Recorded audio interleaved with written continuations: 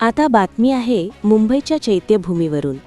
उद्धरली कोटी कुळे भीमा तुझ्या जन्मामुळे या घोषणांनी दुमदुमलेल्या वातावरणात भारतीय राज्यघटनेचे शिल्पकार भारतरत्न डॉक्टर बाबासाहेब आंबेडकर यांची 135वी जयंती चैत्यभूमी येथे अत्यंत श्रद्धा आणि उत्साहात साजरी करण्यात आली।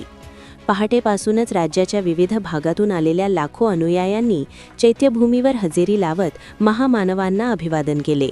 या निमित्ताने शिवसेना मुख्य नेते व राज्याचे उपमुख्यमंत्री एकनाथ शिंदे यांनी चैत्यभूमीवर उपस्थित राहून डॉक्टर आंबेडकरांच्या स्मारकास पुष्पचक्र अर्पण केले। बाबासाहेबांचे विचार समाजासाठी दिशादर्शक असून समता, बंधुता आणि सामाजिक न्यायाची मूल्ये जोपासणे हीच खरी आदरांजली असल्याचे त्यांनी यावेळी सांगितले।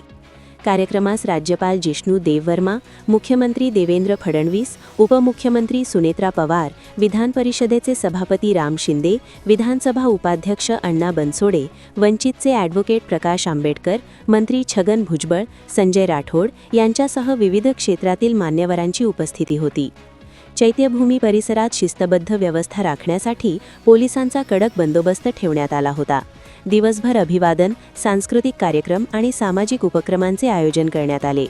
बाबासाहेबांच्या जयंतीनिमित्त राज्यभरातही विविध कार्यक्रम उत्साहात पार पडले। Bureau report GK news Mumbai.